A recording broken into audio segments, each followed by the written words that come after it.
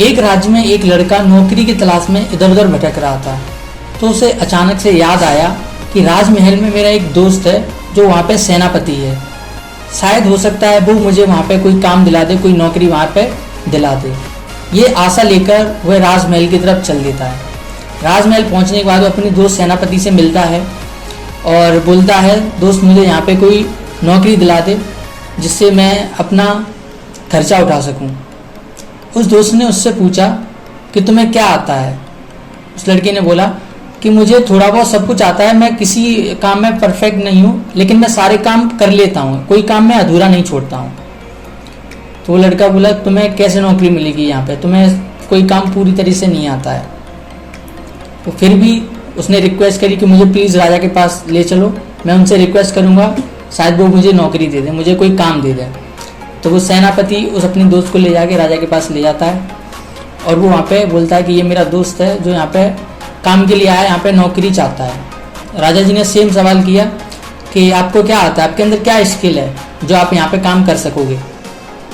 लड़के ने बोला कि राजा जी मेरे अंदर कोई परफेक्ट स्किल नहीं है लेकिन मैं सारे काम कर लेता हूँ, कोई काम मैं अधूरा नहीं छोड़ता, आप मुझे कोई भी काम देंगे तो मैं उसको पूरा करके आपको दूंगा। तो राजा ने कहा ठीक है, रख लेते हैं, किसी न किसी काम तो आ ही जाएगा। तो राजा जी ने उनको काम पे रख लिया। अब उसे कोई काम नहीं किसी ने कोई काम नहीं दिया, वो फालतू ऐसे ही बैठा रहता था, ठीक है। लेकिन एक दिन राजा जी ने उसे बुलाया और उसे एक काम दिया। राजा ने उसे बोला कि जाओ यहाँ से, पहाड़ के नीचे एक गांव है तलठी में, वहाँ पे जाके वहाँ के लोगों ने हमसे कर्जा लिया था फसल वसल करने के लिए, तो वहाँ पे हमारा पैसा बकाया है, तुम जाके वहाँ से किसानों से पैसा लेके आओ। उस लड़के ने कहा ठीक है मैं जा रहा हूँ। और उस लड़की ने पूछा, राजा जी मैं वहाँ से आपके लिए क्या लेके आऊँ। तो राजा थोड़ा सा हंसे और मुस्कुराए, क्योंकि वो सोच रहे थे कि राजमहल में ऐसी कोई वस्तु नहीं है जो बाहर से यहाँ पे आए और यहाँ पे मतलब पहले से हो ना। तो राजा मुस्कुरा के बोले, ठीक है, जो राजमहल में कोई चीज़ नहीं हो वो चीज़ तुम बाहर से ले आना। वो लड़का बोला ठीक है, और वहाँ से वो चला गया। जैसे ही वो उस गांव में पहुँचा और उसने सारे लोगों के नाम बताए जिन किसानों ने कर्जा लिया था, वो सारे किसानों की आंखें नम हो गई, क्योंकि बेचारों की फसल बिल्कुल अच्छी नहीं हुई थी, उनके लिए खाने के भी लाले पड़ रहे थे, वो उनके पास खाने के लिए भी कुछ नहीं था, बहुत परेशान थे वो सारे किसान। तो उनकी परेशानी देख के उस लड़के को उन सारे किसानों पर दया आ गई और उस लड़के ने बोला कि अब आपको कर्जा चुकाने की कोई ज़रूरत नहीं है, आपका कर्जा माफ़ करा दूंगा मैं। इतना सुनते ही किसानों के अंदर थोड़ी सी खुशी आई, लेकिन फिर भी वो सोच रहे थे कि जो कागजात हैं उनमें हमारे अंगूठे लग रहे हैं, तो ये राजा फिर से हमें किसी न किसी को भेजेगा यहाँ पे हमसे कर्जा लेने के लिए। लड़का ने क्या किया, वहाँ पे पास में ही आग जल रही थी, तो आग में ले जाके वो सारे पेपर जला दिए।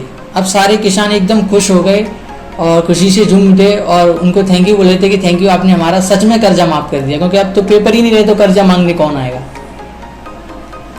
अब लड़का से जो सारे किसान थे वो सब ने बोला कि राजा जी को हमारा धन्यवाद बोलना, हमारी बहुत बहुत दुआएं उनके लिए, हमारा बहुत बहुत आशीर्वाद है उनके लिए, उनकी दीर्घ आयु के लिए। लड़का वहाँ से निकल जाता है राजमहल की तरफ, और जैसे ही वो राजमहल में पहुँचता है, राजा पूछते हैं कि आप कर्जा ले आए वहाँ से। तो लड़का बोलता है नहीं, वहाँ का कर्जा आप माफ़ कर दीजिए। राजा जी थोड़ी गुस्से में बोले, माफ़ कर दीजिए, ऐसे कैसे बोले तुम, मतलब तुम कर्जा लेके नहीं आए हो। थोड़ा सा शुरुआत में वो थोड़ा गुस्सा हुए, लेकिन फिर लड़के ने बोला कि वहाँ के लोग बहुत परेशान हैं, उनकी फसल भी अच्छी नहीं हुई है, उन्हें खाने के लिए भी उनके पास कुछ नहीं है, बहुत ज़्यादा दुखी हैं वो लोग, तभी हम उनसे कर्जा नहीं ले सकते। उन्होंने आपके लिए बहुत दुआएं, बहुत आशीर्वाद, आपके लिए बहुत दीर्घ आयु के लिए आशीर्वाद भेजा है। राजा थोड़ा समझदार था तो वो थोड़ा मुस्कुराया और उसने उस लड़के से कुछ नहीं कहा, उन्होंने उनका कर्जा माफ़ कर दिया। कुछ टाइम बाद क्या हुआ, उस राजमहल में दूसरे राज्य के कुछ राजा थे जिन्होंने उन पर अटैक कर दिया, तो जान बचाने के लिए राजा को वहाँ से राजमहल छोड़ना था। उस लड़के को याद आया, लड़का भी उस राजा के साथ था, लड़की को याद आया कि वो जो गांव था पहाड़ी के नीचे, वो बिल्कुल एकदम सेफ जगह है, वहाँ पे कोई नहीं आ सकता। तो लड़का उस लड़के को, तो लड़का राजा जी को लेके वहाँ पे निकल गया गांव की तरफ। जैसे ही गांव में ये खबर पहुंची कि राजा हमारे गांव में आ रहे हैं, उन्होंने बहुत ज़्यादा राजा जी के स्वागत की तैयारियां की और राजा जी का वेलकम किया और वहाँ पे उन्हें सेफली तरीके से एकदम रखा।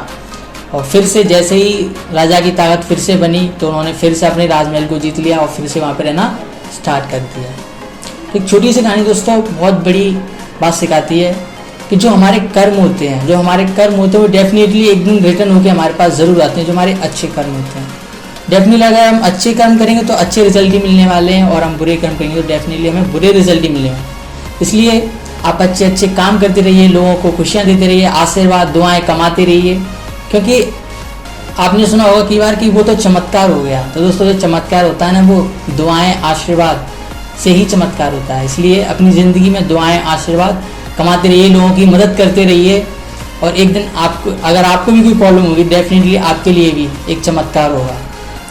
आई होप आपको स्टोरी काफ़ी इंटरेस्टिंग लगी होगी। तो ऐसी स्टोरीज, ऐसी वीडियोस देखने के लिए हमारे फेसबुक पेज और यूट्यूब चैनल को सब्सक्राइब कर लीजिए, सो दैट आपसे ऐसी कोई भी वीडियो मिस ना हो। Till think positive, be positive and live positive. मिलते हैं नेक्स्ट वीडियो में।